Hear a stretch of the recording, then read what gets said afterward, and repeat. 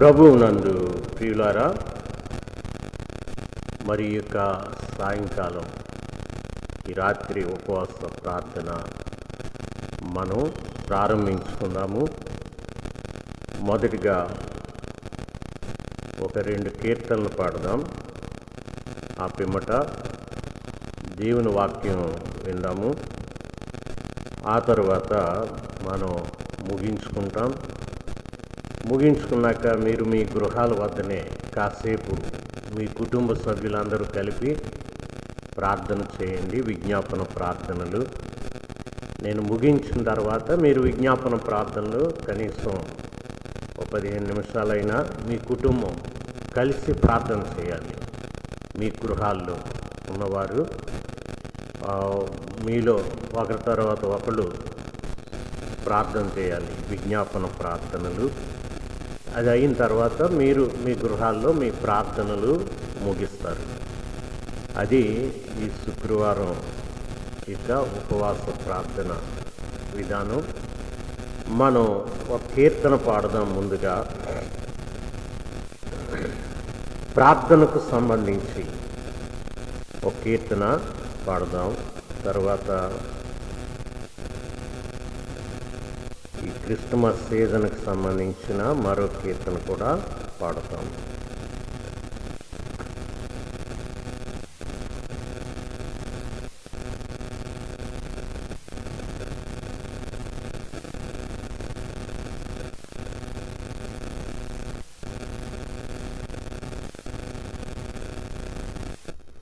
మీలో అందరి దగ్గర కీర్తన పుస్తకాలు ఉండాలి కదా, తప్పకుండా మీరు కొనుక్కోవచ్చును. మీకు అంత కష్టమేమీ కాదు కీర్తన పుస్తకం కొనుక్కోవడం. మీరు ఆంధ్ర క్రైస్తవ కీర్తనలు కొనేటప్పుడు ఏపీసీసీ ఆంధ్రప్రదేశ్ క్రిస్టియన్ కౌన్సిల్ వారు ప్రింట్ చేసింది. విజయవాడలో ప్రబోధ బుక్ సెంటర్ వారు ప్రింట్ చేస్తారండి. వాళ్ళకే అథారిటీ ఉంది, ప్రింట్ చేసే అథారిటీ. ఇది ఏపీసీసీ వాళ్ళు ప్రింట్ చేసిన పుస్తకం. ఇది పాత కీర్తనలు ఎలా ఉంటాయో ఇందులో అవి కూడా అలాగే ఉంటాయి. వరుస క్రమము కానీ ఏమీ మారకుండా ఉంటాయి.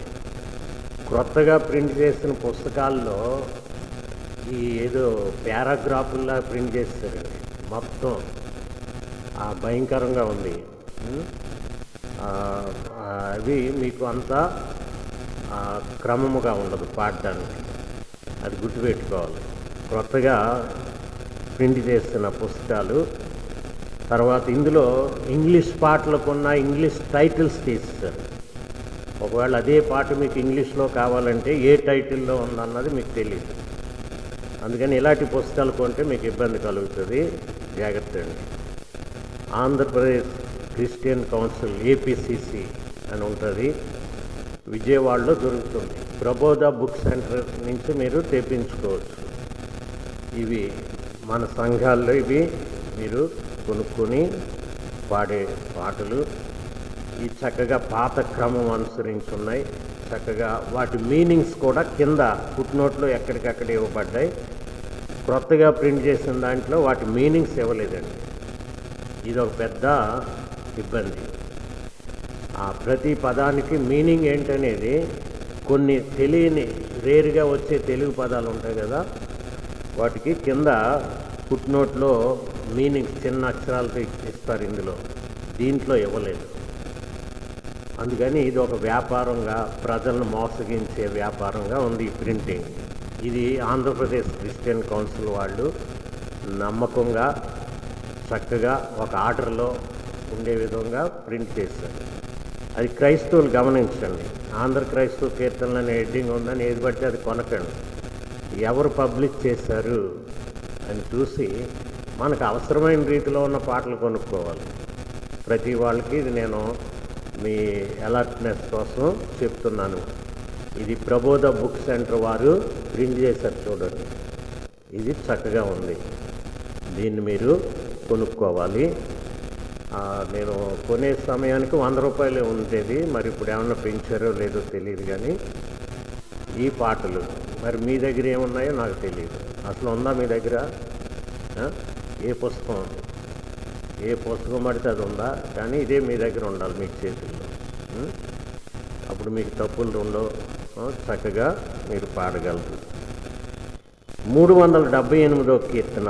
కరుణాపీఠము చేరరే, దేవుని కృప చరణస్థలిని చేరరే అనే కీర్తన పాడుతున్నాం.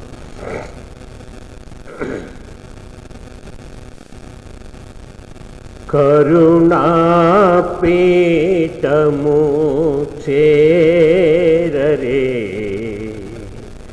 దేవుని కృప చరణస్థలిని చేరరే. కరుణాపీఠము చేరరే, దేవుని కృప చరణస్థలిని చేరరే. పరలోక జనకుని వరములు లభించు తరుణమౌ ప్రార్థనలో కరములు జోడించి కరుణాపీఠము చేరరే, దేవుని కృప చరణస్థలిని.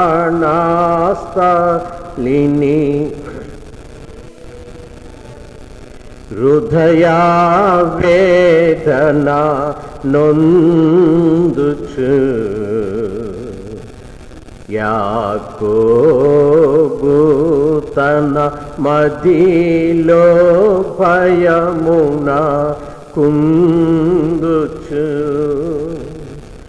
వదలకుండగా ప్రభుని పాదములు సంధించి సదాయుని దీవేన ముదమున నొందినా.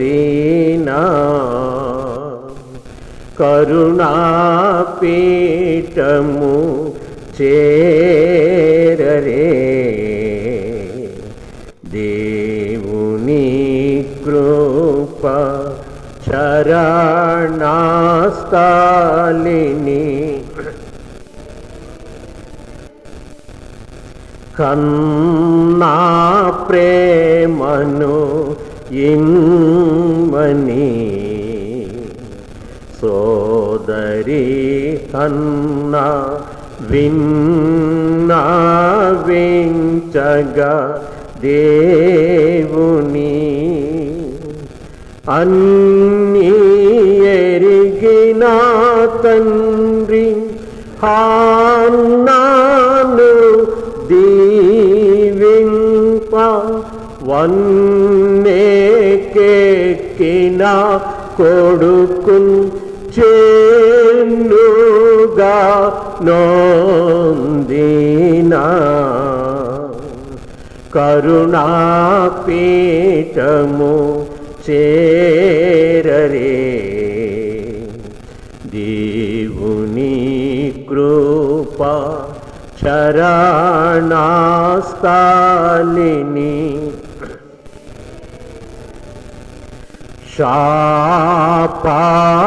శాపభయమున నోచుచు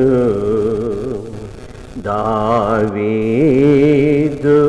తన పాప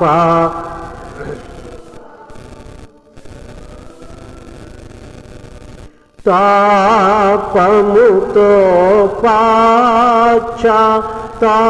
పాపముతో ప్రభుని ప్రాపుకో రగనేక్ష మాపణ నొందినా. కరుణాపీఠము చేరరే. దేవుని కృప చరణస్థలిని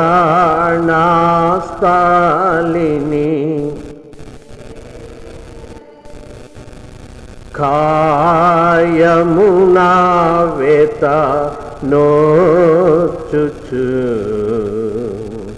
యోధుడు పౌలు సాయమీదర ఘోరుచు రోయుచు తన ముల్లు తీయుమని ప్రార్థించి వేయిరేట్లుగా కృపయా త్యాయముగా నొందినా కరుణాపీఠము చేరరే. దేవుని కృప చరణస్థలిని దినమంతా పని చేయుచు నాదుడు యేసు జనుల బాధల మోయుచు ఇనుడు మరుగౌ వేళ జనకుని కడకేగి మనసారా విశ్రాంతి అనుభవించిన స్థలము కరుణాపీఠము చేరరే. దేవుని కృప చరణస్థలిని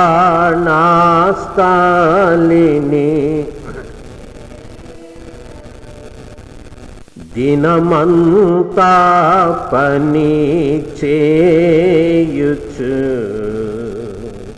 నాదుడు యేసు జనుల బాధల మోయుచు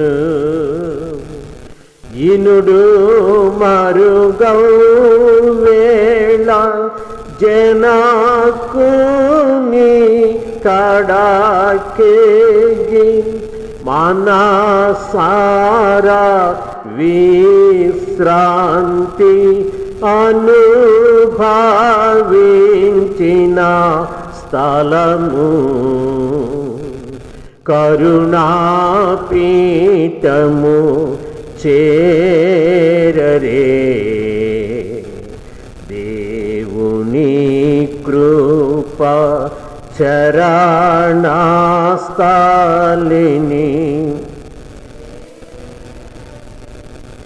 ఇలా బ్రతుకంతయు ప్రార్థన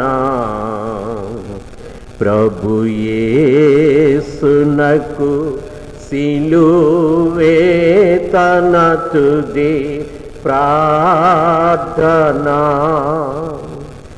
చెలువుగా విజ్ఞాపనలు చేయుచును మనపై కలకాలమును దీవే నలు వాసి చెడి చోటు కరుణాపీఠము చేరరే. దేవుని కృప చరణస్థలిని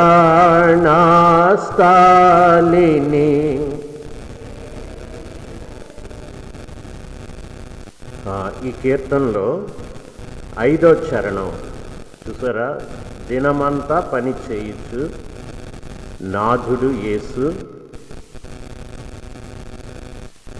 జనుల బాధల మోయిచు. చూస్తున్నాడా? జనుల బాధలు మోయిచు ఇనుడు మరుగవేళ జనకుని కడకేగి. మనసారా విశ్రాంతి అనుభవించిన స్థలము అన్న దాంట్లో ఇనుడు అనే మాటకు అర్థం ఏంటండి? ఏంటి?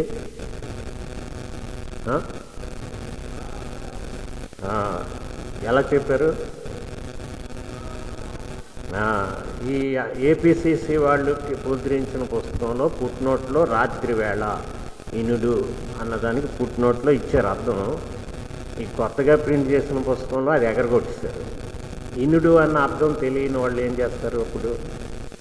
గమనించారా? అందుకని ఇలాంటి పుస్తకాలు కొనకండి. ప్రతి పాటలో ఏదో ఒక ఫాల్ట్ కనబడుతుంది ప్రతి పాటలో. అందుకని తర్వాత ముద్రించినప్పుడన్నా ఇందులో ఉన్న లోటుపాట్లన్నీ వీళ్ళు తీర్చగలిగితే తర్వాత ప్రింట్ చేసుకోవచ్చు. ఏదో ఒక గాలి కొట్టేస్తాం ప్రింటింగ్ అంటే అది చాలా మోసం.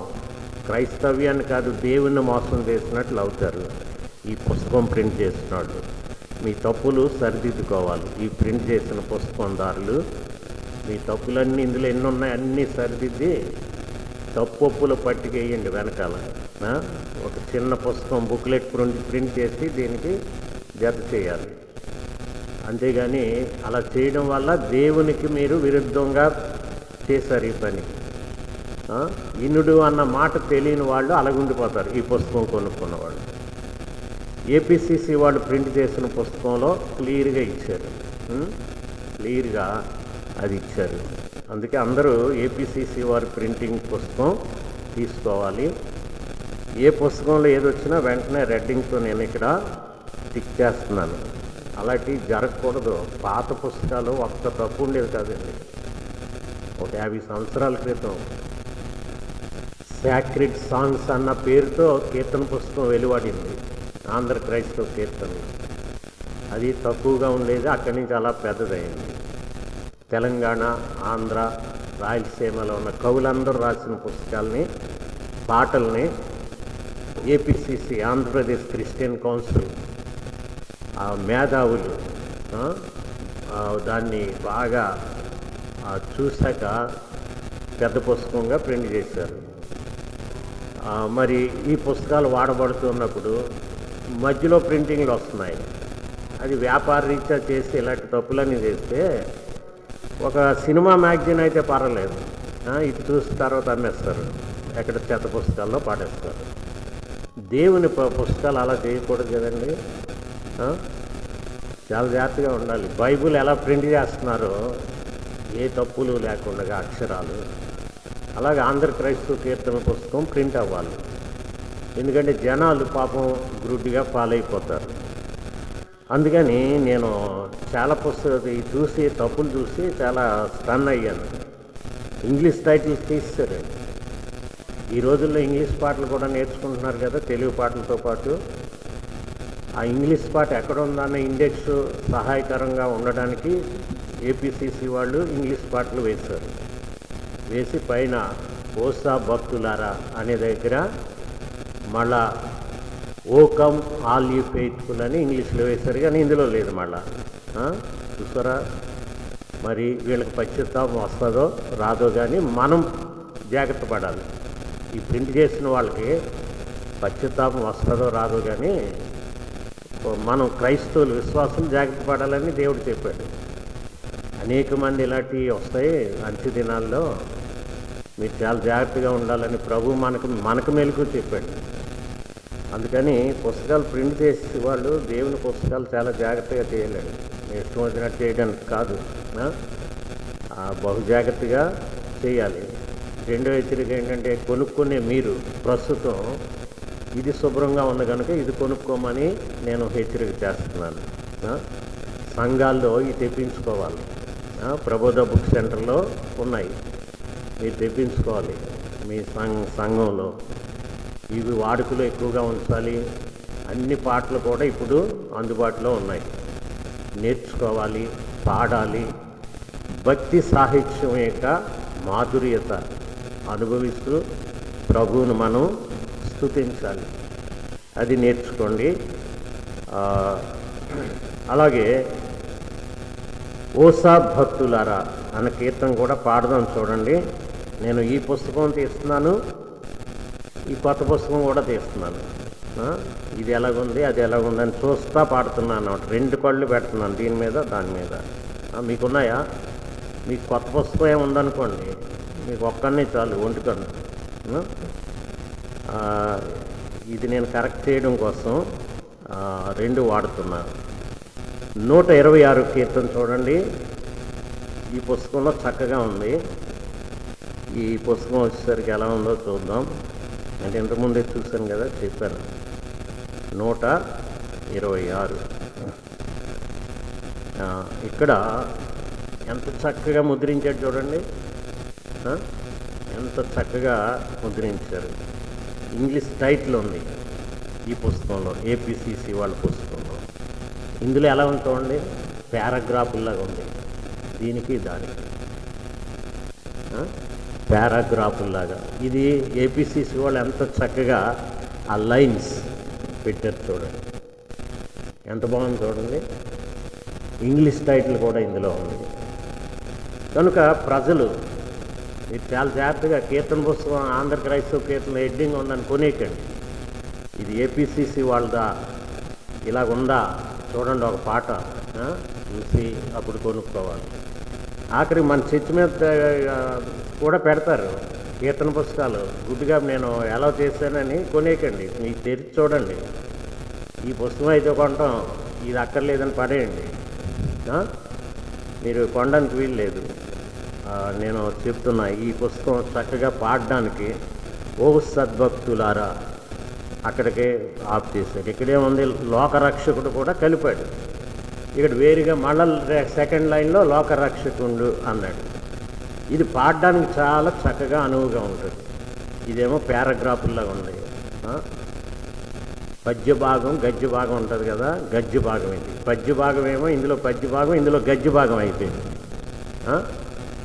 తెలుసా? పద్య భాగం ఏం చేశారు, గద్య భాగం చేశారు. గద్య భాగం అంటే తెలుసా ఎందుకే అంటే ఏంటి? పారాగ్రాఫ్, పద్యం, రెండుకి తేడా లేదు ఇందులో. 2 చూస్తా పాడదాం. మీరు ఈ పుస్తకం ఉన్నవాళ్ళు చూడండి, నేను కూడా చూస్తున్నాను దీన్ని దాన్ని. ఈ బుక్ ప్రింట్ చేసిన వాళ్ళు కూడా చూసుకోండి, ఇది కూడా దగ్గర పెట్టుకోండి. ఈ బుక్ ప్రింట్ చేసిన వాళ్ళు ఎవరున్నారో ఇది కూడా దగ్గర పెట్టుకుని అది ఇది చూసుకుంటూ ఒకసారి మీరు పాడుకోండి. ఓ సద్భక్తులారా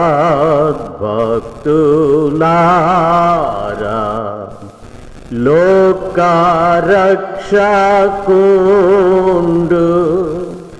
బేత్లెహేమందు నేడు జన్మించిన్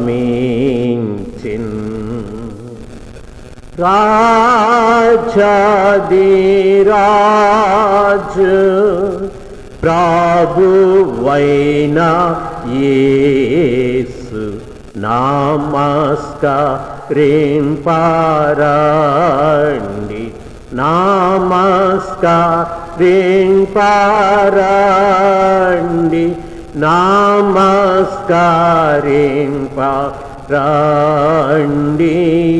ఉత్సాహముతో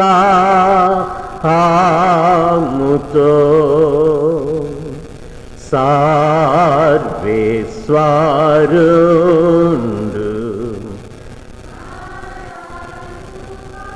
మేతి కన్యకు పుట్టినేడు వేంచేసిన్ మానవ జన్మ మెత్తిన శ్రీ యేసు నీకు నమస్కరించి, నీకు నమస్కరించి, నీకు నమస్కరించి పూజితును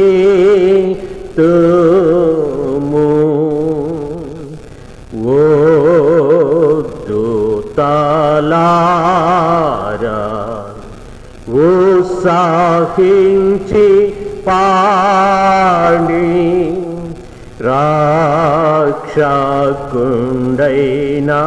యేసును స్తుతించుడి. పరాప్తారుండా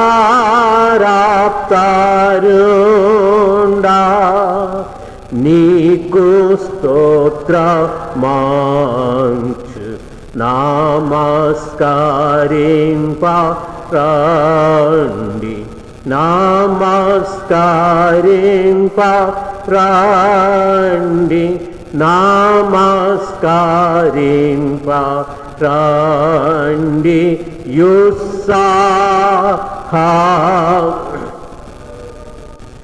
యేసు ధ్యానించి నీ పవిత్ర జన్మ మీ వేళ స్తోత్రము నార్పింతుము. ఆనాది వాక్య మాయే నారా రూపు నమస్కరింపరండి, నమస్కరింపరండి, నమస్కరింపరండి.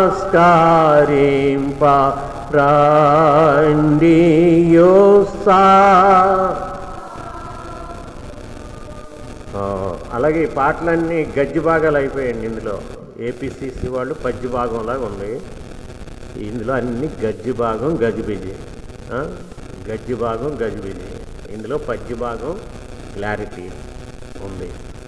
అందుకని ఎందుకంటే దీని మీద టైం ఎందుకు నేను తీసుకుంటున్నానంటే, ప్రజలను ఎలాంటి విషయాల్లో అలర్ట్ చేయకపోతే వాళ్ళని దేవుడు అడుగుతాడు.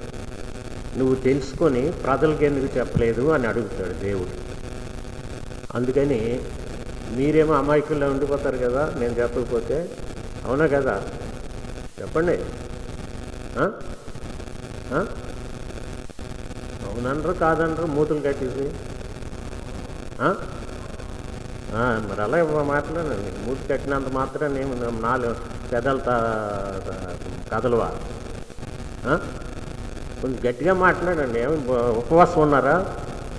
చెప్పండి. కొంచెం గట్టిగా మాట్లాడాలి. మీ దగ్గర ఈ పుస్తకాలు ఉండి తీరాలి. ఎందుకంటే పాటలు ఎప్పుడు వస్తాయి మీకు? నేను చెప్పాను కదా, ఇందులో అన్ని పాటలు నాకు వచ్చు. మీకు ఎప్పుడు వస్తాయి?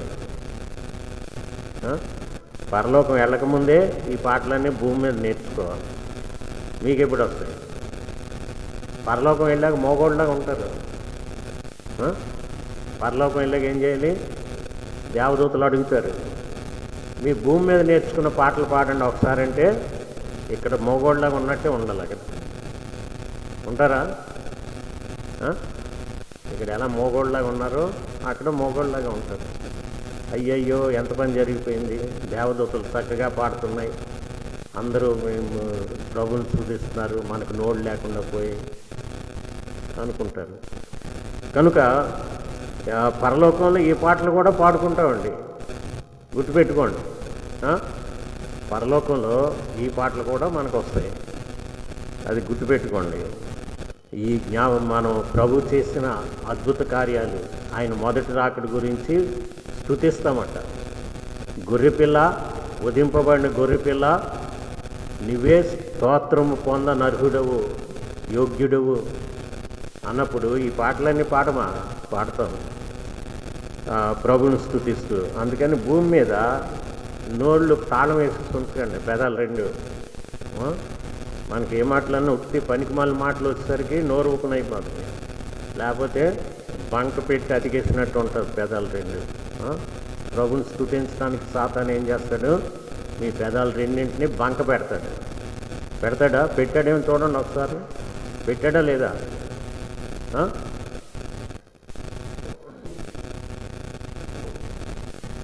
ఇక దేవుని వాక్యంలోకి మనం వద్దాము. దేవుని యొక్క వాక్యాన్ని మనం ధ్యానించుకుందాం. ఈ సమయంలో ఫిలిప్పీ పత్రిక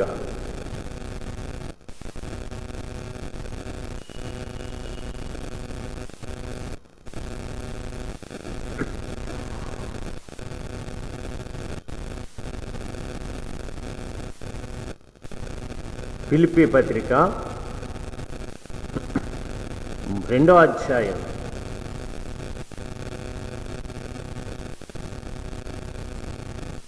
మొదటి నుండి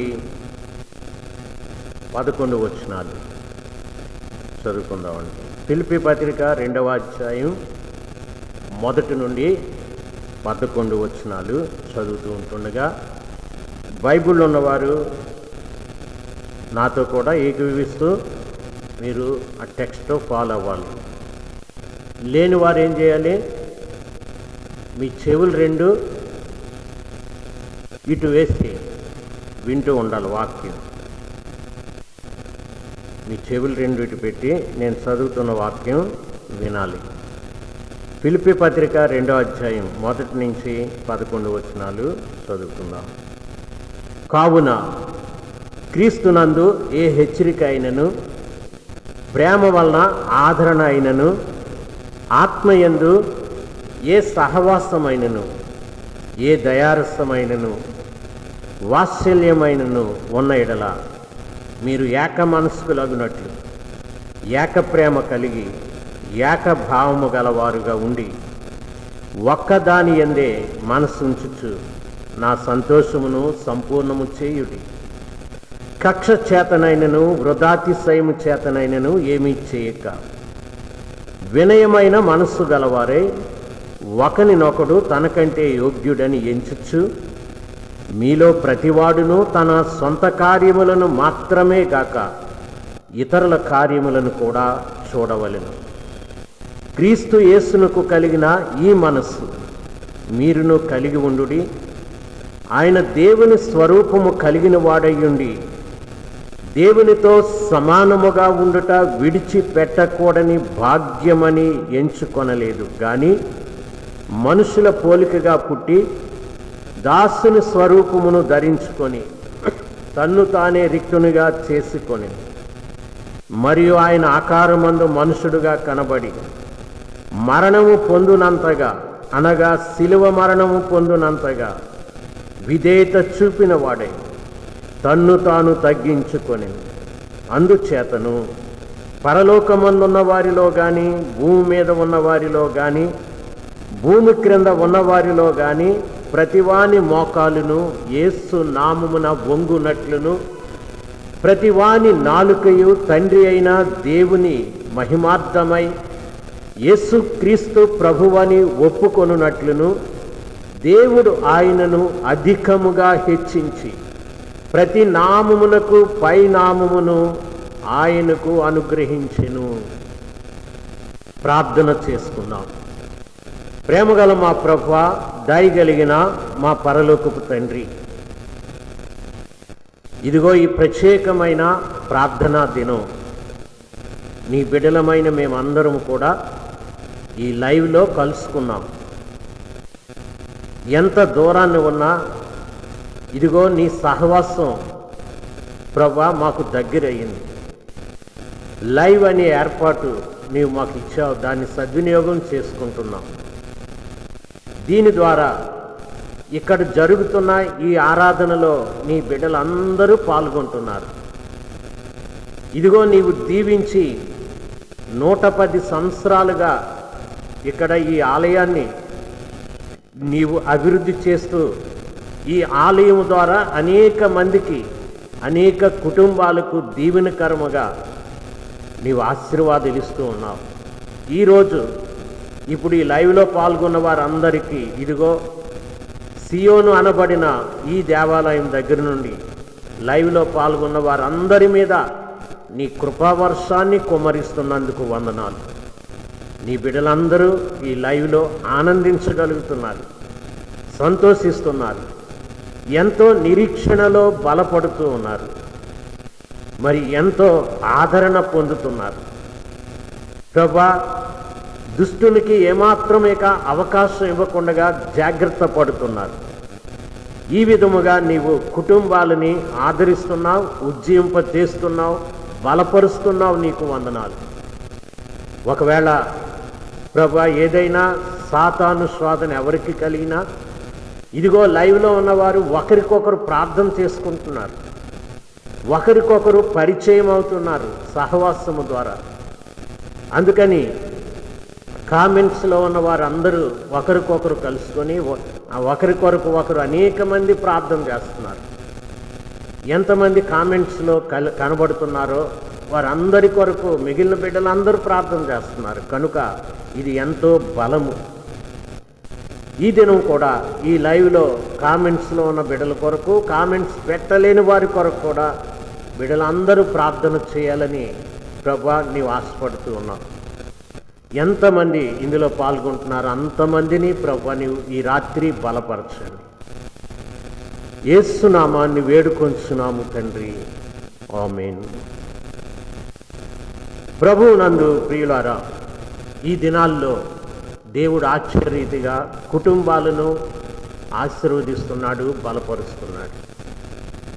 మరి నాకు ఎక్కువగా పని ఒత్తిడి ఎక్కువగా ఉంటుందండి, పని ఒత్తిడి. కానీ ఇక తప్పదు. కొన్నిసార్లు నేను విసుగు కూడా వచ్చేస్తుంది, నాకు విసుగుదల. అయినా మళ్ళా అలా గడుచుకుంటూ ఉంటాను. ఈ సమయానికి వచ్చి పని చేయండి రా బాబు అంటే మాట వినరు కొంతమంది. టైం దగ్గరికి వచ్చేస్తుంది రండి అంటే తప్పించుకునేవాళ్ళు కొంతమంది. కానీ పాపం ఒక్క నలుగురే క్రమంగా వచ్చి పాపం కష్టపడుతున్నారండి. జోషి ఒకడు, భార్గవ్ ఒకడు, కిరణ్ ఒకడు, తర్వాత ఇప్పుడు ఇంతకుముందు రాలేదు కానీ ఎవరు అజితేనా, అజయ్ జోగారావు కుమారుడు అజయ్ వస్తున్నాడు. ఈ నలుగురు కష్టపడుతున్నారు. మిగతా వాళ్ళని నాకు ముఖం చూపిస్తున్నారండి. వచ్చేసి ముందు ముఖం చూపిస్తారు, నేను అటు వెళ్ళిపోగానే నెమ్మదిగా జారుకున్నట్టుగా జారిపోతాను. నాకు అది ఇష్టం ఉండదు. నాకు అలా ముఖం చూపించి జారుకున్న వాళ్ళంటే చాలా అసహ్యం పడుతుంది. మీరు రాకుండా ఉండడమే మంచిది కదా. మీరు పనికి వచ్చాక పని అంతా చేసి వెళ్తున్నప్పుడు నాకు చెప్పి వెళ్ళాలి. అర్థమైందా? నమ్మకమైన వాళ్ళంతా నన్ను కలుసుకుని వెళ్తారు, జారుకున్న వాళ్ళు కలుసుకోరు. ఈ సంగతి వాళ్ళకి తెలియదు. అది ఎందుకు మీరు అలా చేస్తున్నారు? మంచిది కాదు, మీకు దీవెన కాదు. ఎంతో డెకరేషన్ వర్క్ ఉంది, ఇదంతా చేయాలి కదండి. పాపం ఆ నలుగురు కష్టపడుతున్నారు. నేను చెప్పాను వాళ్ళకి, ఎట్టి పరిస్థితుల్లో ఆదివారం ఉదయానికి డెకరేషన్ ఉండాలి అని చెప్పాక వాళ్ళు రాత్రి అంతా పాపం నిద్ర మానుకొని చేశారండి.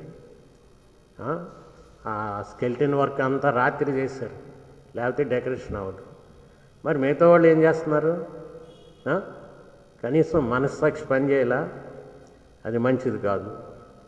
మీరు దేవుని సన్నిధికి రండి, ఆశీర్వాదం పొందండి, మనస్సాక్షితో ఉండండి క్రైస్తవులుగా. ఎందుకంటే ఎన్ని పనులు ఉన్నాయి చూడండి. నేను ఉన్నాను కాబట్టి చెప్తున్నా, లేకపోతే మీకు పనులు ఏమి కనబడవు. బోల్డ్ పనులు ఉన్నాయి. ఆదివారానికి అంతా ముస్తాబాబాలి. మొదటి డిసెంబరు మొదటి ఆదివారం లేదు అంటే నెక్స్ట్ నుంచి నేను ఏం చేస్తున్నానంటే డెకరేషన్ లేదు, ఏమీ లేదు, అంతా మామూలు పెట్టేస్తా. అర్థమైందా? ఎవరినికే ఇబ్బంది పెట్టదలసలేదు, ఎవరిని. ఇవన్నీ తీసి పడేస్తాను. ఈ కాగితాలు డెకరేషన్ అన్నదే లేకుండా చేసేస్తాను. మామూలుగా ఉంటుంది ఇప్పుడు ఆదివారం లాగా. ఇంక ఇది ఎందుకంటే చెట్టు ఎందుకు, ఇది కూడా పాడేద్దాం బయట. అది మీకు ఇంట్రెస్ట్ లేకపోతే. యాక్చువల్గా వీటి మీద నాకు ఇంట్రెస్ట్ లేదు, మీకోసం ఇవన్నీ. ఎందుకంటే ఇవన్నీ నాకు చిన్నప్పటి నుంచి అలవాటు. నేను చిన్నప్పటి నుంచి ఎంత పని చేస్తానో మీకు తెలియదు. బోల్డ్ పని చేస్తాను. ఎక్కడ? మా చర్చిలో. ఒకళ్ళు చెప్తే కాదు. ఇంకా మా చర్చిలో పని చేసినా డబ్బులు ఇచ్చేవారు కాదండి. డెకరేషన్ చేస్తామంటే మా సొంత డబ్బులతో చేసుకునేవాళ్ళు. ఆ పెద్దలు దండగండి డెకరేషన్ ఎందుకు అనేవారు. మేము దాచుకున్న డబ్బులు పెట్టి డెకరేషన్ చేసిన రోజులు ఉన్నాయి, మీకు తెలీదు. వీబీఎస్ నడిపిస్తామంటే పాటలు పాడేసి కథలు చెప్పేయండి అనేవారు. నా సొంత డబ్బులతో బుక్ చేసేవాడిని, బెంగళూరు బుక్ చేసి అన్నీ రప్పించి మెటీరియల్ వీబీఎస్ నడిపించేవాడిని. అంత ఇంట్రెస్ట్ చేసాం. ఇప్పుడు మీ మీద పెట్టట్లేదు కదా, ఇవన్నీ బోల్డ్ ఖరీదు పెట్టి కొని తెచ్చాం. కొన్ని వేల రూపాయలు అయ్యింది. మరి ఎందుకు అంటే నూతనంగా వస్తున్న విశ్వాసులకి ఈ క్రిస్మస్ సీజన్ ఎలా ఉంటుంది ఏమిటి అనేది మీకు అలవడాలని ఇవన్నీ చేయిస్తున్నాను. మరి మాకు ఎందుకండి ఇవన్నీ అంటే నేను మానేస్తాను, నెక్స్ట్ నుంచి మానేద్దాం ఇవన్నీ. ఈ పాప ఈ నలుగురు ఏంటంటే నేను పిలిస్తే వచ్చి చేస్తున్నారు. వాళ్ళు ఎప్పుడూ వస్తున్నారులేండి, వాళ్ళు రెగ్యులర్గా వస్తున్నారు, అన్నీ చేస్తున్నారు. ఇదిగో ఇవన్నీ వేస్తున్నారు, చిరిగిపోతుంటే మళ్ళీ అన్నీ పెయింట్ చేశారు, ఏదో ఒక పని చేస్తున్నారు రోజు వచ్చి. అందుకని వాళ్ళకి దేవుడు మంచి భవిష్యత్తు ఇస్తాడు. దేవుని కోసం ఎవరన్నా పని చేస్తే వాళ్ళకి తప్పకుండా మంచి భవిష్యత్తు ఇస్తాడు. ఇందుకే చెప్పేదేంటి అది మీరు ఆలోచించుకోండి ఒకసారి. ఎందుకంటే మాకు అక్కర్లేదు ఇవన్నీ అంటే మానేద్దాం, ఇవన్నీ మాకు అక్కర్లేదు డెకరేషను, అలాగే వచ్చి కూర్చుంటాం అంటే మంచిదే. ఇంకా ఎన్ని బల్బులు తెచ్చేసాం చూడండి చర్చి ముందు గత సంవత్సరం. ఇప్పుడు కూడా అవి కొన్ని వేల రూపాయలు, 30-40 వేల రూపాయలు బల్బులు తెచ్చాం, సీరియల్ బల్బులు. వాటి పనే ఆగిపోయింది. ఎందుకో మనుషులు లేకండి.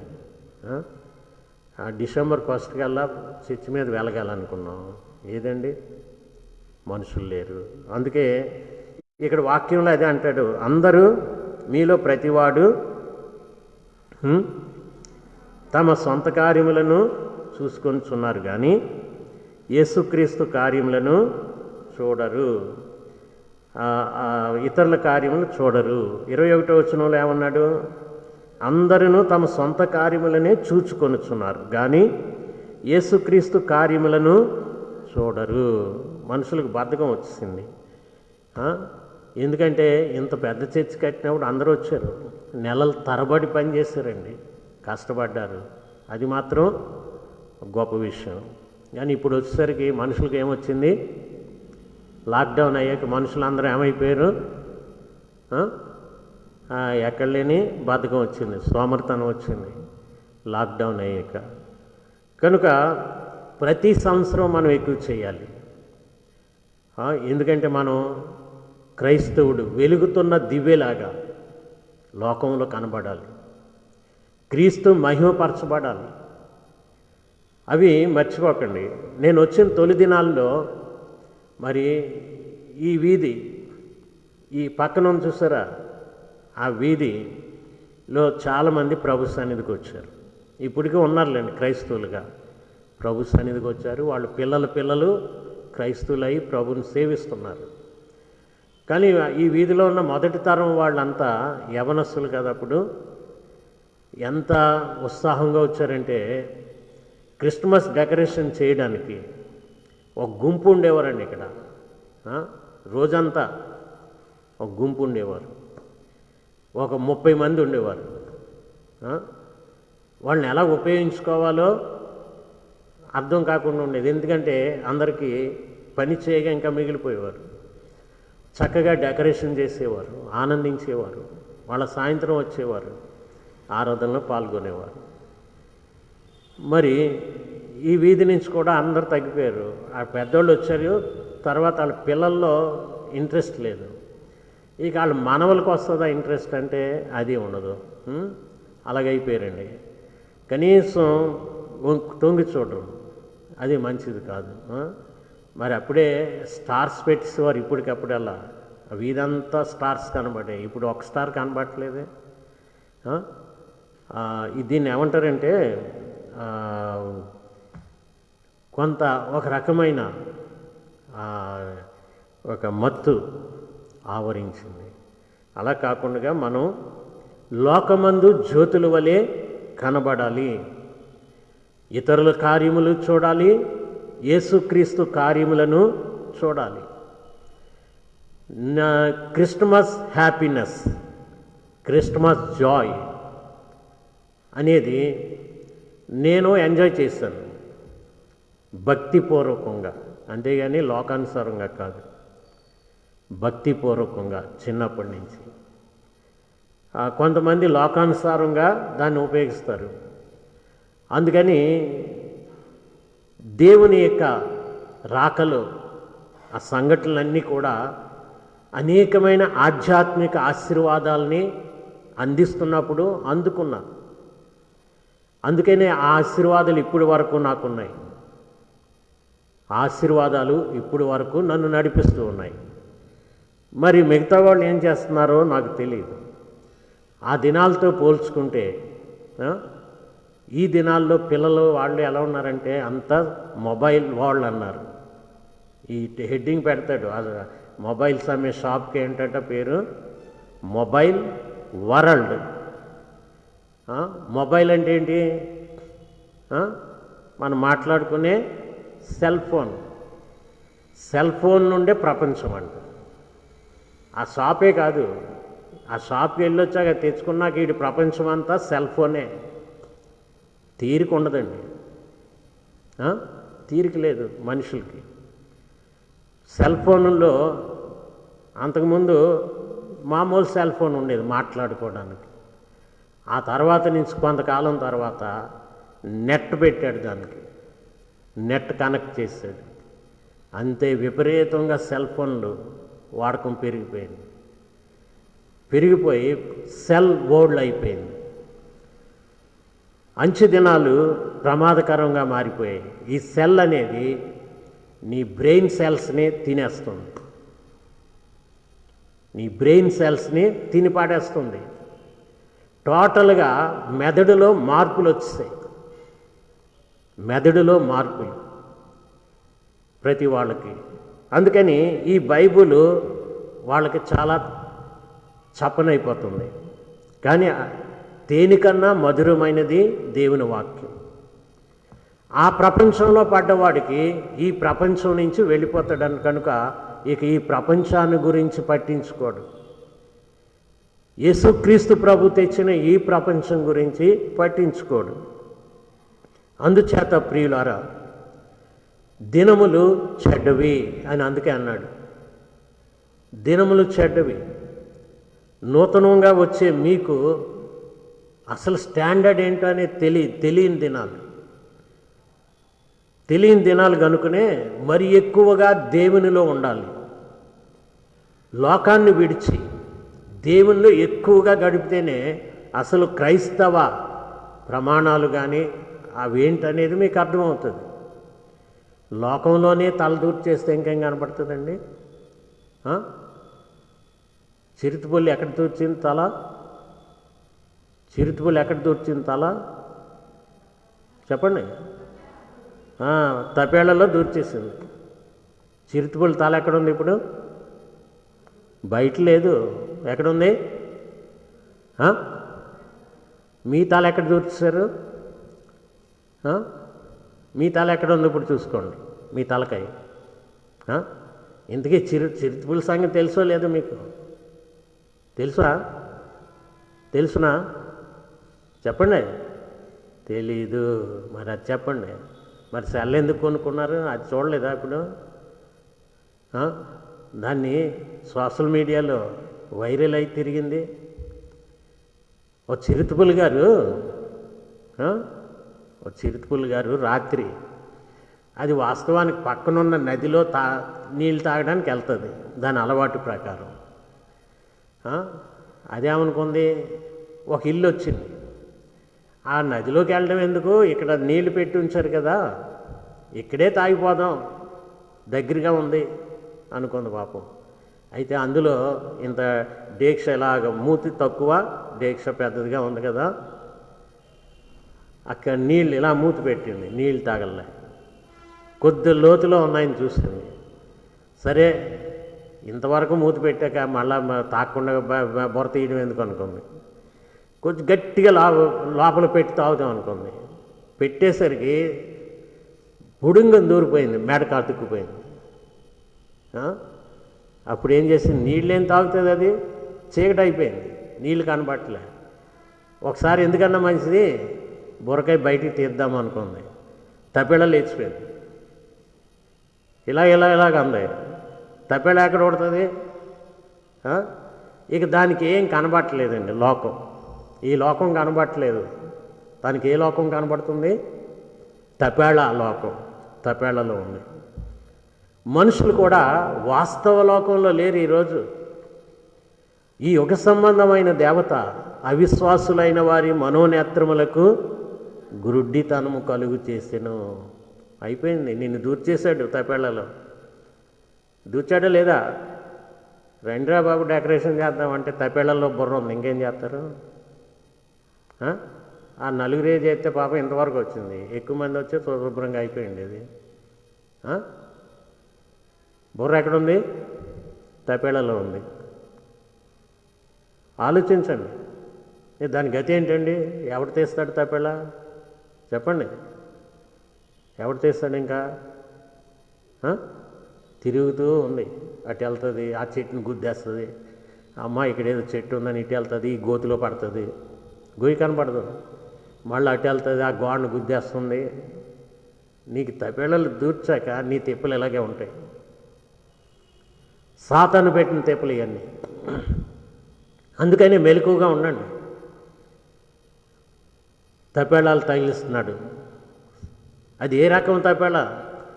రాగి తపేళ అయి ఉండొచ్చు, అల్యూమినియం తపేళ అయి ఉండొచ్చు, ఇంకా ఇనుప తపేళ అయి ఉండొచ్చు, ఇంకా ఎత్తడి తపేళ అయి ఉండొచ్చు, స్టీల్ తపేళ అయి ఉండొచ్చు. అర్థమంతా? అందుకని నీకు ఒక్కొక్క పనిలో నీ బుర్ర వేసేస్తాడు తపేళ. అర్థమవుతుందా లేదా? ఇంతకీ అర్థమైందా లేదా? ఇంతకీ మీ తపేళ తీసుకుని ఉన్నారా మెలకుగా, లేకపోతే అలాగే ఉన్నారా తపేళ దెమరించుకుని? అబ్బే, ఈరోజండి నాకు తపేళ వేసాడు సాతాను. శైలజ లాడ్జిలో భోజీ, అందుకు చర్చికి రానండి అంటే రానని చెప్పర్లేండి, నాకెందుకు చెప్తారు? తపేళ వేస్తే తపేళ వేసుకుని కూర్చుంటారు అక్కడ. శైలజ లాడ్జ్ అనే తపేళ పడింది బుర్ర మీద. జాగ్రత్త అండి. ఈ వాస్తవాలు, అంచె దినాలు అపాయకరం అని అందుకే అన్నాడు. గత దినాల్లాగా ఉండవు, వస్తున్న దినాలు ఎప్పటికీ అపాయకరముగా ఉంటాయి, ఎప్పటికీ అపాయకరంగా ఉంటాయి. ఇంకో సంగతి తెలియదు మనుషులకి. పూర్వకాలం మనిషికున్న మెదడు వేరు, ఈ రోజుల్లో ఉన్న మనిషికున్న మెదడు వేరు. చేంజ్ అయిపోతుంది, చాలా చేంజెస్ వచ్చాయి. పూర్వకాలం మెదడు అంటే మనస్సాక్షి బాగా ఉండేవాళ్ళు ఉంటారు, అది రాను రాను తగ్గిపోయింది. బుద్ధి ఉండేది మెదడుకి, ఇప్పుడు బుద్ధి లేదు, విద్య ఉంది. అందుకే మనిషి ప్రమాదాల్లో పడుతున్నాడు. విద్యాబుద్ధులు అంటారు కదా, బుద్ధి ఎవడన్నా చెప్తున్నాడండి? బోధించేవాడికే బుద్ధి లేదు. లేటుగా వస్తారు, పిల్లలకు బోధిస్తారు, శుభ్రంగా బోధించరు. పిల్లలు ఏమడుగుతారు? ఎందుకంటే నా అనుభవం అది, నా అనుభవం. తరగతిలో ఏదో చెప్పేశారు మాస్టర్ గారు, అప్పట్లో మేము అడిగేవాళ్ళం కాదు, అంతే అనుకున్నాం. తర్వాత పెద్ద అయ్యాక వీళ్ళు ఎలాంటి తప్పులు చేశారని తర్వాత అర్థమైంది. ఆ తప్పులన్నీ పెద్ద అయ్యాక మేము నేర్చుకున్నాం. బడిలో నేర్పనివన్నీ కూడా పెద్ద అయ్యాక మా అంతటా మేము నేర్చుకున్నాం. ఈ బాధ్యత ఎవరిది? మేము నేర్చుకున్నాం కాబట్టి గట్టెక్కాం, నేర్చుకోని వాళ్ళ సంగతి ఏంటి? పెద్ద అయ్యాక తెలిసింది ఈ విషయం. సరిగ్గా హిందీ సబ్జెక్ట్ చెప్పేవారు కాదు.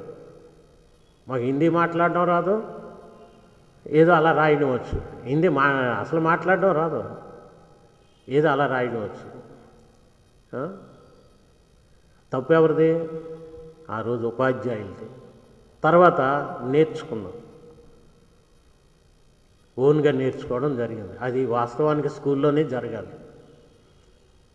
అలాగే కొంచెం కఠినమైన లెక్కలు ఉన్నాయి అనుకోండి, దన రాసిపోయాడు, రాసి ఎక్కించుకోండి అని వాడు. నువ్వేం చేసావు, ఎలా చేసావు చివరి మరి చెప్తే కదా. అమ్మో మనకే అర్థం అవ్వలేనట్టుంది, మాస్టర్ గారు బాగానే రాశారు, ఎక్కించేయండి అందరూ. ఎక్కించేయడమే, అది ఎలాగొచ్చిందో తెలియదు. Tongue tongue tongue tongue bell అయిపోయింది, మాస్టర్ గారు వెళ్ళిపోయారు. తర్వాత అర్థమైంది. పై చదువులకు వెళ్ళాక ఆ లోటుపాట్లు కనబడేసరికి అప్పుడు అర్థమయ్యేసరికి అరే అప్పుడు మేమేమి చేసేవాళ్ళం అంటే కొంచెం పెద్దవాళ్ళ దగ్గరికి వెళ్ళి నేర్చుకునేవాడు. అలాగా రోజులు మారిపోతున్నాయి, రోజులు మారిపోతున్నాయి. మెదడు అన్నీ పాడైపోయి సెల్ దూరిపోయింది మెదడులోకి. ఏముందండి ఇప్పుడు మెదడులో? ఏముంది? మొబైల్ ఉంది. నీ మొబైల్ రిపేర్ వచ్చిందనుకో, ఆ రాత్రి అంతా నీకు నిద్ర పడుతుందా? అంతవరకు పట్టుకుని వెళ్ళారు, బాగానే పనిచేసింది. టక్కుమని ఆగిపోయిందండి మొబైల్. నీకు రాత్రి నిద్ర పడుతుందా? చెప్పరేటండి, చెప్పండి. నిద్ర పట్టదని ఒప్పుకోండి. నిద్ర పట్టదు, ఎందుకు ఒప్పుకోరు మీరు? సెల్ పోయింది, ఏమైపోయిందో, ఈ రాత్రి ఎలాగా సెల్ లేదు, దీంట్లో ఏం పోయిందో, దీంట్లో గుండుకైపోయిందో, దీంట్లో బ్యాటరీ పోయిందో ఏంటి, రేపు మళ్ళీ ఇది పనికిరాదన్నాడు కొనుగో, మెకానిక్ దగ్గరికి వెళ్తే ఇంకో సెల్ కొనాలి. మెకానిక్ దగ్గరికి వెళ్ళేసరికి ఆడికి పూర్తిగా రాదు మెకానిజం. అమ్మ ఈ సెల్లో మదర్ బోర్డు పోయింది తీసేయాలంటాడు, అది బాగానే ఉంటుంది పాపం. మదర్ బోర్డు పీకేయాలంటాడు. వీడు సగం సగం తెలిసినాడు. అమ్మ ఆయన ఇన్ని వేలు అవుతుందా, మరి ఏం చేస్తాం, అప్పో చేసేద్దాంలే, వేసేరా బాబు. నాకు నిద్ర పట్టదు, ఇప్పుడు తిండి ఎక్కదు. ఎందుకు? అసలైన పార్టు పోయింది. మనిషి భయంకరంగా మారిపోయాడు.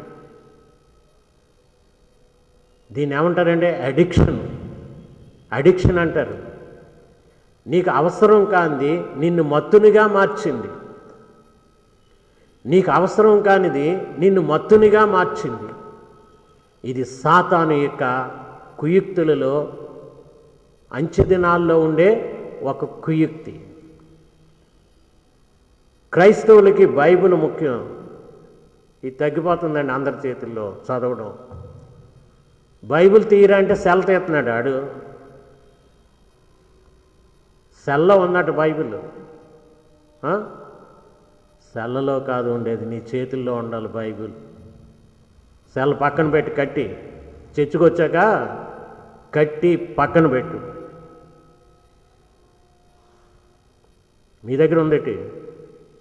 మీ దగ్గర ఉందా? ఎవరి దగ్గర ఉంది? లేదా ఎవరి దగ్గర?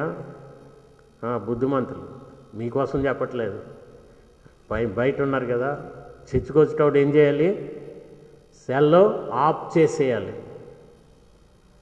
సెల్ ఆఫ్ చేసేయాలి, చర్చయ్యాక ఆన్ చేసుకోవాలి. కొన్ని చర్చిల్లో డిసిప్లిన్ లేదు కాబట్టి ఉంటుందండి, వాళ్ళకి ఎవరు చెప్పరు. దేవుడిది కూడా చెప్పరా బాబు అంటాడు పాస్టర్ గారిని చెప్తున్నా. వీళ్ళు నా మాటే వింటారు, నీ మాటే వింటారు, చెప్పకరా బాబు అని ముందు పాస్టర్ గారికి చెప్పేస్తారు. పాస్టర్ గారు అలాగా ఉంటారు. ప్రసంగం వింటూ ఉంటాడు, సెల్ నొక్కుతూ ఉంటాడు. వీడు సెల్ నొక్కుంటూ ఉంటాడు. ఇంకో గొప్ప సంగతి ఏంటో తెలిసి చెప్పమంటారు? అసలు సంగతి, ఇక్కడ కూర్చుంటారు చాలామంది బడాబాబులు, అందరూ కూర్చున్నారనుకోండి, అంటే ఎక్కడన్నా మీటింగ్స్ అయితే. ఇక్కడ వాక్యం చెప్తున్నప్పుడు ఈ బడాబాబులు, స్టేజ్ ఎక్కిన బడాబాబుల దగ్గర సెల్ ఉంటారు, నొక్కుంటూ ఉంటాడు సెల్ తీసి. ఏదేదో సంతలోకి వెళ్ళిపోతాడు ఈ సెల్ ద్వారా. ఇక్కడ ఉండడు వాడు. లేదండి, మనుషులకు డిసిప్లిన్ లేదు. దేవుని వాక్యం వినాలన్నా విధేయత లేదు. గమనించారా? కానీ ఇక్కడ యేసుక్రీస్తు ప్రభువారు ఆయన విధేయత నేర్పాడు, విధేయత చూపాడు, మనకు విధేయత నేర్పిస్తున్నాడు. ఆయన విధేయత చూపి, ఆయన విధేయత ఎంతో తెలుసా? 5వ వచనంలో అంటాడు, యేసుక్రీస్తునకు కలిగిన ఈ మనస్సు మీరును కలిగి ఉండుడి.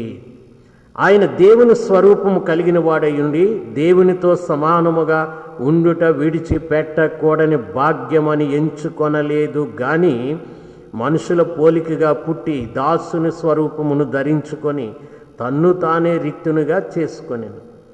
మరియు ఆయన ఆకారమందు మనుషుడుగా కనబడి మరణము పొందునంతగా, అనగా శిలువ మరణము పొందునంతగా విధేయత చూపిన వాడే తన్ను తాను తగ్గించుకొనెను. ఇక్కడ తన్ను తాను తగ్గించుకొనుట విధేయత యేసు ప్రభులో చూస్తున్నాం. అందుకనే విధేయతకు తగ్గింపుకు గుర్తుగా ఉంది పశుల తొట్టె, పాక కాదు. విధేయతకు తగ్గింపుకు గుర్తుగా పరిశుద్ధాత్ముడు అక్కడ సూచించాడు. ఏంటండి? పశుల తొట్టె, తగ్గింపుకు గురుతు, విధేయతకు గురుతు పశుల తొట్టె, పాక కాదు. పాకతో పని లేదు మనకి. పశువుల తొట్టె ఒకటే అక్కడ పెట్టాడు పరిశుద్ధాత్మ, తగ్గింపుకు విధేయతకు. వాక్యం తెలియని వాళ్ళు అందరూ పాక చేస్తారండి. వాక్యం పూర్తిగా తెలియని వాళ్ళు పాకలోకి వెళ్ళిపోయారు, పాకలోకి వెళ్ళారు. దేవదూత కూడా పాక గురించి చెప్పలేదు, పరిశుద్ధాత్ముడు కూడా పాక గురించి రాయలేదు. దేని గురించి రాశాడు? పశువులు తొట్టి అన్నారు బైబిల్లో. లేని మాట ఎందుకని అంటారు?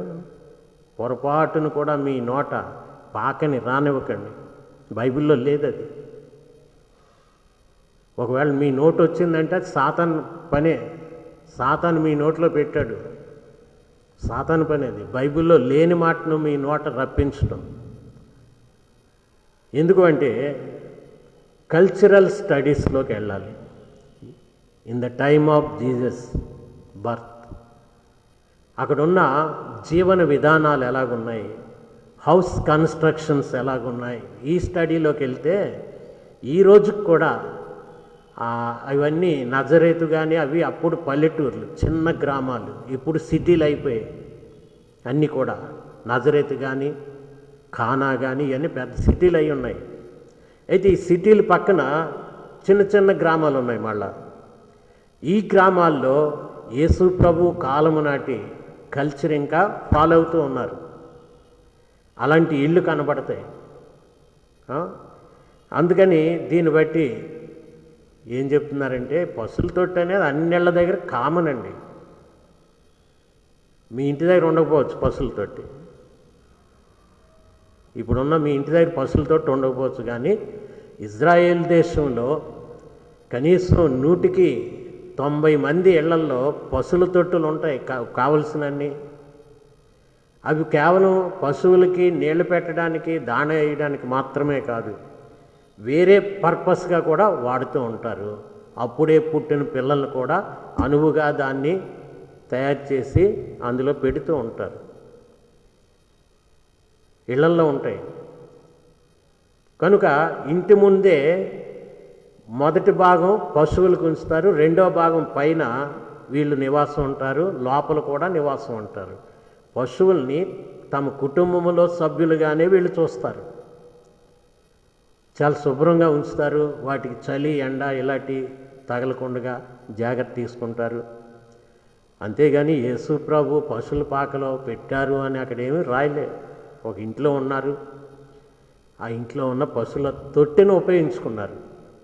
అది సత్రము దగ్గరలో ఉన్న ఒక ఇల్లు, ఆ ఇంట్లో పశువుల తొట్టె ఉపయోగించుకున్నారు. అంతేగాని ఒక నిండు గర్భిణికి ఎవడూ స్థలం ఇవ్వకుండా ఉన్నాడండి ఆ రోజుల్లో చెప్పడం అన్నది విడ్డూరం. అది కాదు, అక్కడ ఎవరూ స్థలం ఇవ్వలేదనడం అనేది విడ్డూరంగా ఉంటుంది. ఒక నిండు గర్భిణి అక్కడ ఎలాగ తప్పుడు సంకేతాలు బోధించే విధంగా పాక సృష్టిస్తున్నారు, తప్పుడు సందేశం. ఎందుకంటే యోసేపు ఆ ఊరివాడు, అక్కడ వీళ్ళకి బంధువులు ఉంటారు. కనుక జ్ఞానులు వెళ్ళే నాటికి వాళ్ళు ఇంట్లోకి వెళ్ళినట్టుగా ఉంది. జ్ఞానులు వెళ్ళేసరికి వాళ్ళు ఇంట్లోకి వెళ్ళినట్టుగా ఉంది. మరి సత్రము అంటే ఏంటి? అది ఒక చౌల్ట్రీ లాంటిది, డబ్బులు ఇచ్చి ఉండే ఒక అకామిడేషన్ రూమ్స్. కొంతమంది వాళ్ళ జనాభా లెక్కల కోసం వెళ్ళినప్పుడు వాళ్ళ బంధువుల దగ్గర ఎక్కడో అడ్జస్ట్ అవుతారు. కానీ కొంతమందికి రూమ్స్ అవసరం ఉన్నప్పుడు సత్రంలో ఉన్న ఈ రూమ్స్ని డబ్బు చెల్లించి తీసుకుంటారు వాళ్ళ అవసరాన్ని బట్టి. అయితే ఈ యోసేపు మరియమ్మ గర్భిణీగా ఉంది కాబట్టి రూమ్ అవసరం ఉంది. రూమ్ అవసరం ఉండేసరికి అప్పటికే అవి నిండిపోయాయి. అందుకని సత్రంలో స్థలము లేనందున ఆయన పశువుల తొట్టిలో టెంపరీగా పరుండబెట్టారు, ఆ ప్రక్కన ఉన్న ఇంట్లోనో మరెక్కడో. ఇది మనకు అర్థమయ్యేది. అంతేగాని లేని మాట తెచ్చి మొత్తం జరిగిన విషయాన్ని కనుమబ్బు చేయడం అన్నది ఈరోజు సాతాను చేస్తున్న ఒక ప్రచారం. ఇలాంటి వాటిని విశ్వాసులు బుర్రలోకి ఎక్కించుకోకూడదు.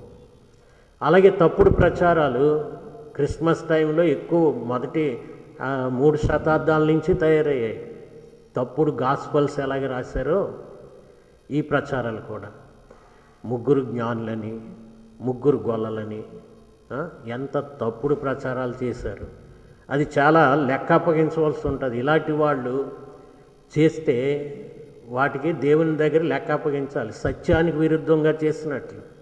నీకు చేత కాకపోతే డ్రామా వేయడం మానే. నీకు అనువుగా ఉండడం కోసం 3 గొల్లలు 3 జ్ఞానులు. ఏమంటే జ్ఞానులు బంగారం బాణం సాంబ్రాణి ఇచ్చారు. 3 ఇచ్చారని కాదు దాని అర్థం. ఒకడో ఇవ్వచ్చు, 3 కూడా. బంగారం ఇవ్వచ్చు, ఒక్కొక్కరు 3 అర్పణలు అక్కడ ఇవ్వచ్చు, 3 వస్తువులు. అనేక మంది జ్ఞానులు యెరూషలేము అంతా కలవరపడ్డారు. పెద్ద గుంపు యెరూషలేములో పడేసరికి వీళ్ళెవరు తూర్పు దేశం నుంచి వచ్చాం మేము. రకరకాల వాళ్ళు ఉన్నారు అక్కడ. పర్షియన్స్ ఉన్నారు, అరేబియన్స్ ఉన్నారు, సిరియా వాళ్ళు ఉన్నారు, ఆఫ్రికన్స్ ఉన్నారు. తెలుసునా? వీళ్ళంతా పెద్ద గుంపు. ఏమిరా మీరు ఎక్కడికి వచ్చారు అని హేరోదు రాజు పిలిపించి అడిగితే, యూదుల రాజుగా పుట్టినవాడు ఎక్కడున్నాడు? దాని క్లారిటీ కూడా తేలిపోయింది. హిబ్రూ లేఖనాల ప్రకారం ఇదిగో తూర్పున మేము ఆ నక్షత్రం చూసాం. ఏదేది నక్షత్రం? చూసుంటాడా హేరోదు? చూడకుండా కూర్చుంటాడా? తన సింహాసనం దిగి బయటకు వచ్చి మరీ చూసుంటాడు. ఇదిగో ఈ నక్షత్రమే. అలాగా. మరి లేఖనాలు ఏమున్నాయి? యోదయుబ్దేశు బెత్లెహేమ, నువ్వు యోధా ప్రధానంలో ఎంత మాత్రమును అల్పమైన దానివి కావు. నిన్ను పరిపాలించు అధిపతి నీలో నుండి వచ్చును. అవును, నిజమే. మరి నా పని ఏమవుతుంది అనుకున్నాడు వీడికి అర్థం కాలేదు. నీకులాంటి సింహాసనం కాదు రాబోయే రాజుది. ఆయన ఆల్రెడీ రాజు, రాజాది రాజు, రాజులకు రాజు. ఆయన లోకమంతటిని ఏలేవాడన్న సంగతి హేరోదుకు తెలియదు. తెలుసుంటే కంగారు పడేవాడు కాదు. వాడికి ఒకటే కంగారి, ఈ రాజు వస్తాడు, నన్ను తన్ని తరుముతాడు సింహాసనం నుంచి, నా పని ఏమవుతుంది. వీడికి బెంగ పట్టుకుంది. ఏదేమైనా కుర్రోడే కదా, చిన్నపిల్లోడే కదా, చంపి పాడేద్దాం, వెళ్ళండి మీరు కనుక్కోండి, నేను వచ్చి పూజిస్తాను అని వీళ్ళకి కపటంతో పంపించాడు, కపటోక్తులతో పంపించాడు. వీళ్ళు ఎలా వెళ్తారు? రాజును చూస్తారు, బాలుణ్ణి వచ్చి నాకు చెప్తారు, నేను కూడా రెండ్రా సైనికులారా, కత్తులన్నీ పట్టుకుని రండి, ఆ బాలును సంహరించేద్దాం అని నేను వెళ్ళి తర్వాతే పీక నరికేస్తాను. ఏం చేయలేరు అనుకున్నారు. దేవుడిది అంతా చూస్తున్నాడు కదా. హేరోదు మైండ్ ఎరిగిన వాడు జ్ఞానులకు చెప్పాడు, యోసేపు మరియమ్మలకు చెప్పాడు, మీరు వాడి దగ్గరికి వెళ్ళకండి, వేరే మార్గాన్ని వెళ్ళిపోండి, మీ దగ్గరికి వాడు చాలా ప్రమాదకారి. మరియమ్మ యోసేపులకు చెప్పాడు, మీరు ఐగుప్తు వెళ్ళిపోండి అన్నాడు. వీళ్ళు వెళ్ళిపోయారు, హాయిగా అక్కడ ఉన్నారు. జ్ఞానులు ఇచ్చిన బంగారము ఐగుప్తులో ఉన్నంతకాలం వారికి ఎంతో సహకరించింది. గమనించారా? ఇవండి వాస్తవాలు. వాస్తవాలను కప్పిపెట్టేవి. వాటిని మనలో నుంచి తొలగించుకునే పని చేయాలి. మనలో నుంచి తొలగించుకునే పని చేయాలి. అలాగున పరిశుద్ధాత్మ ఈ దినాలలో అందరినీ సర్వసత్యములోనికి నడిపించుచున్నాడు. మనం అజ్ఞానుల్లాగా ఉండకూడదు. మనం ప్రార్థన చేయాలి. ప్రభువా, నీ వాక్యాన్ని బాగా అర్థం చేసుకునేలాగా నాకు నీ వివేచన ఆత్మను నాయందుంచు అని అడగాలి. తలలు వంచి ప్రార్థించుకున్నాం. ప్రేమగల మా ప్రభువా, దయగలిగిన మా పరలోకపు తండ్రి, ఇదిగో ఈ రాత్రి సమయం నీ బిడలమైన మేమంతా కూడా నీ వాక్య వెలుగులో అనేక సత్యాలు మేము ధ్యానం చేశాం. మా హృదయాలను నీ వాక్యముతో బలపరుచుకున్నాం. గొప్ప దేవుడువు నీవు ప్రభా. నీ కృప మాకు తోడుగా ఉంచండి. నీ సన్నిధి ఎల్లప్పుడూ మాతో ఉంచండి. కుటుంబాలలో నీ సమాధానమును ఏలుచుండనియ్యండి. సమస్త జ్ఞానమునకు మించిన నీ సమాధానం మాకు దయచేయండి. అలాగున ఆయనకిష్టులైన మనుషులకు భూమి మీద సమాధానం, గొప్ప శాంతి ప్రభా ప్రతి కుటుంబానికి ఇవ్వండి. దుష్టుడు భయంకరమైన వాడు. నీవిచ్చిన ఈ సమాధానం, పీస్ అనే బహుమానాన్ని కుటుంబాలందరూ పొంది ఆనందించకుండా చేసే బహు కుయుక్తిపరుడు ప్రభా. వాడు కుయుక్తులతో మానవ మెదడులను అతలాకుతలం చేస్తూ ఉన్నాడు. నీవే నీ బిడ్డలను ప్రభా బలపరచండి. ప్రతి శోధన నుండి కాపాడుమని యేసు నామాన్ని వేడుకొంచున్నాము తండ్రి. ఆమేన్. పరలోకమందున్న మా తండ్రి, నీ నామం పరిశుద్ధపరచబడుగాక, నీ రాజ్యం వచ్చునుగాక, నీ చిత్తము పరలోకమందు నెరవేరుచున్నట్లు భూమి యందును నెరవేరునుగాక. మాకు కావలసిన ఆహారము నేడు మాకు దయచేయము. మా రుణస్థులు మేము క్షమించిన ప్రకారము మమ్మును క్షమించు. మమ్మును శోధనలోనికి తేక దుష్టుని నుండి తప్పించు.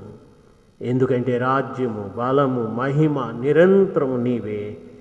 ఆమేన్. మన పరమ తండ్రి అయిన దేవుని యొక్క ప్రేమ, మన ప్రభువును రక్షకుడైన యేసు క్రీస్తు యొక్క కృప, పరిశుద్ధాత్ముని సహవాసము చేరియున్న మనందరికీ సదాకాలము కలుగునుగాక.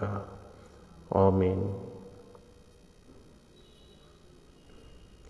ప్రియులారా, ప్రభు మిమ్మును దీవించునుగాక. మళ్ళా రేపు సాయంకాలం మనం కలుసుకుందాం. రేపు సాయంకాలం దేవుని వాక్యం విందాము. రేపు సాయంత్రం హదస్స వాక్యం అందిస్తుంది. అందరూ సిద్ధపడి టైంకి 7కి రండి. అలాగనే మరి ఈ మంత్ అంతా చాలా బిజీగా ఉంటుంది, ఎక్కువగా పని ఉంటుంది. అలాగే మీలో అనేక మంది ఫోన్లు చేసి ప్రామిస్ కార్డులు పంపించమని అడిగారు. దూరాన్ని ఉన్నవాళ్ళు, దగ్గర ఉన్నవాళ్ళంటే ఇక్కడే మీరు అందుకుంటారు. మీకు ప్యాక్ చేసిన, సీల్ చేసిన ప్రామిస్ కార్డులు ఇక్కడ ఇస్తాం. దూరాన్ని ఉన్న వాళ్ళకి కొరియర్లో సీల్ చేసి పంపిస్తాం. అలాగే క్రిస్మస్ ఆరాధన కూడా లైవ్లోనే ఉంటుంది. ఇక్కడ ఆరాధనకు వచ్చేవాళ్ళు వస్తారు. లైవ్లో దూరాన్ని ఉన్నవారు దూరాన్ని మీరు ఆనందించండి. మీ గృహాలు చక్కగా అలంకరించండి. చక్కగా స్టార్తో మీ ఇంటి మీద అలంకరించండి. ఎందుకంటే ఇది యేసు ప్రభు ఈ లోకానికి రక్షకుడిగా వచ్చాడన్న ఒక సాక్ష్యం. మనం చేస్తున్న ఇయర్ అంతట్లో ఒక సెలబ్రేషన్. క్రీస్తు మొదటి రాకడను జ్ఞాపకం చేసుకునే సెలబ్రేషన్. గుర్తుపెట్టుకోవాలి. ఏంటండి? క్రీస్తు మొదటి రాకడను జ్ఞాపకం చేసుకుంటూ చేసే ఆరాధన. ఏంటి చెప్పండి? అది అసలైన నిర్వచనం. క్రిస్మస్ అన్నదానికి అసలైన నిర్వచనం. యేసు పుట్టాడండి అని అమాయకంగా అన్నారనుకోండి, ఇంకోడు ఎవడో వస్తాడు వచ్చి యేసు పుట్టాడు ఈరోజు, బైబిల్ ఎక్కడ ఉంది డిసెంబర్ 25 అని అంటాడు. అసలు యేసు పుట్టాడు అది కాదు, రాకడ. ఆయన వచ్చెను అని ఉంటుంది. పాపులను రక్షించుటకు క్రీస్తు యేసు ఈ లోకానికి వచ్చెను అని ఉంటుంది. పుట్టెను అన్నాడా? పుట్టాడు. ఆయన రావడం అనేది పుట్టుకతోనే వస్తాడు, కానీ వచ్చాడు. అలాగే అపవాది క్రియలను లయపరచుటకు దేవుని కుమారుడు వచ్చెను. మొదటి రాకది కనుక క్రిస్మస్ అంటే మొదటి రాకడ. రెండవ రాకడ ఉంది. అప్పుడు గొర్రెపిల్ల వివాహ మహోత్సవం అంటే అది కూడా పెద్ద క్రిస్మస్ అండి. గొర్రెపిల్ల ఎవరు? యేసు ప్రభు, క్రైస్ట్. అందుకని అది క్రిస్మస్ కదా. అక్కడ పెద్ద విందట. ఆ విందు ఇంకా అద్భుతంగా ఉంటుంది. అందుకని క్రిస్మస్ రోజున మీ గృహాల్లో చక్కగా విందు చేసుకోండి. ఆరాధన లైవ్లో పాల్గొన్నాక దూరాన్ని ఉన్నవాళ్ళు చక్కగా మీ విందు ఆరగించండి. అలాగే లోకల్గా ఉన్నవారు మీరు కూడా ఏం చేస్తారు? చక్కగా విందు చేసుకోండి. మీ ఇంట్లో చేసుకుంటారా? చేసుకొని చక్కగా దాచుకుని రండి. ఆరాధన అయిన వెంటనే వెళ్ళి ఏం చేస్తారు? చక్కగా క్రిస్మస్ విందు ఆరగించండి. అది అంతేగాని లాక్డౌన్ అనేసి మనం వస్తుండవలసిన పని లేదు. కాకపోతే ఇక్కడ వండకూడదు కదా. ఎంత పెద్ద పని చూడండి, వంట అనేది అది చేయలేము ఇప్పుడు. ఎందుకంటే మన వాళ్ళంతా నీరసపడిపోయారు. ఇప్పుడు రెండే బాబు అంటే రావట్లేదు, ఇంకేమో చేస్తారు.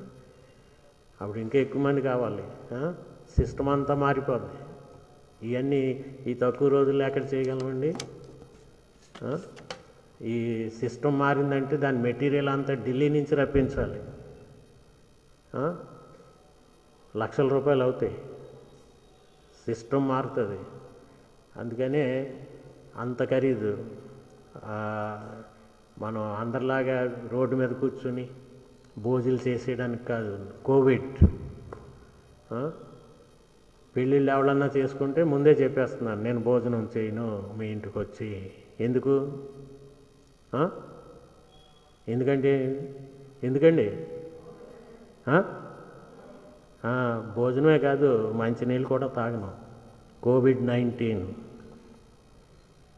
నా జాగ్రత్తలో నేను ఉంటాను, మీ జాగ్రత్తలో మీరు ఉండాలి. అది నా సిస్టమ్. అందుకని ఈ దినాల్లో చాలా మొన్న ఒక పెళ్ళి వచ్చిందండి.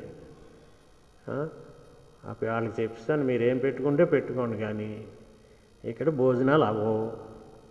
మీరు ఎక్కడ భోజనం పెట్టినా అక్కడ నేను రాను. పెళ్ళి మాత్రం గ్రాండ్ సక్సెస్ చేసేస్తాను. అది జనవరిలో పెళ్ళండి. ఇంకో పెళ్ళి కూడా వచ్చింది ఫిబ్రవరిలో. ఇవన్నీ కనుక కోవిడ్ టైంలో మనం విచ్చలవిడిగా ఏమి చేయలేం.